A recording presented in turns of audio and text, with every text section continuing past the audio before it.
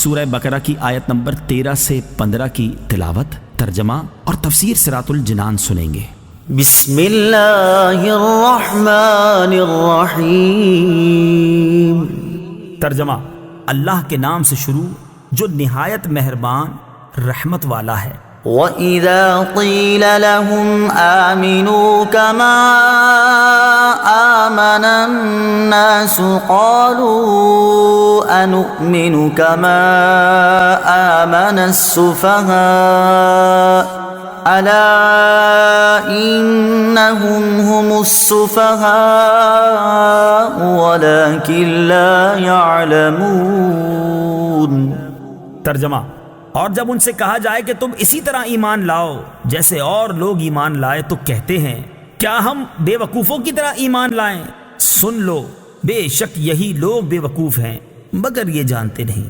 کما آمن الناس، جیسے اور لوگ ایمان لائے۔ تفسیر صراط الجنان میں ہے، یہاں الناس سے صحابہ کرام رضی اللہ تعالی عنہم اور ان کے بعد ان کی کامل اتباع کرنے والے مراد ہیں۔ نجات والے کون لوگ ہیں؟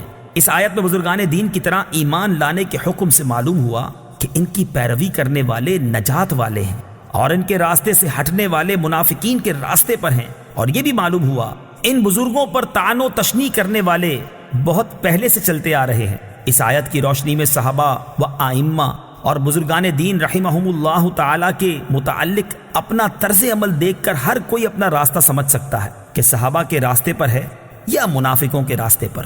نیز علماء و صلحاء اور دیندار لوگوں کو چاہیے کہ وہ لوگوں کی بد زبانیوں سے بہت رنجیدہ نہ ہوں، بلکہ سمجھ لیں کہ یہ اہل باطل کا قدیم دستور ہے۔ نیز دینداروں کو بے وقوف یا دقیانوسی خیالات والا کہنے والے خود بے وقوف ہیں۔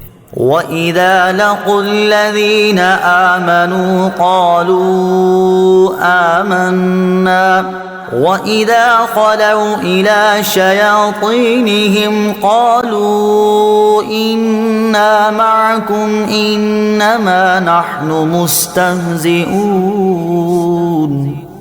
ترجمہ، اور جب یہ ایمان والوں سے ملتے ہیں تو کہتے ہیں ہم ایمان لا چکے ہیں، اور جب اپنے شیطانوں کے پاس تنہائی میں جاتے ہیں تو کہتے ہیں کہ ہم تمہارے ساتھ ہیں، ہم تو صرف ہنسی مذاق کرتے ہیں۔ وَإِذَا لَقُوا الَّذِينَ آمَنُوا، اور جب یہ ایمان والوں سے ملتے ہیں۔ تفسیر صراط الجنان میں ہے، منافقین کا مسلمانوں کو بے وقوف کہنا اور کفار سے اظہار یکجہتی کرنا اپنی نجی محفلوں میں تھا، جبکہ مسلمانوں سے تو وہ یہی کہتے تھے کہ ہم مخلص مومن ہیں۔ اسی طرح آج کل کے گمراہ لوگ مسلمانوں سے اپنے فاسد خیالات کو چھپاتے ہیں، مگر اللہ تعالیٰ ان کی کتابوں اور تحریروں سے ان کے راز فاش کر دیتا ہے۔ وَإِذَا خَلَوْا إِلَى شَيَاطِينِهِمْ، اور جب اپنے شیطانوں کے پاس تنہائی میں جاتے ہیں۔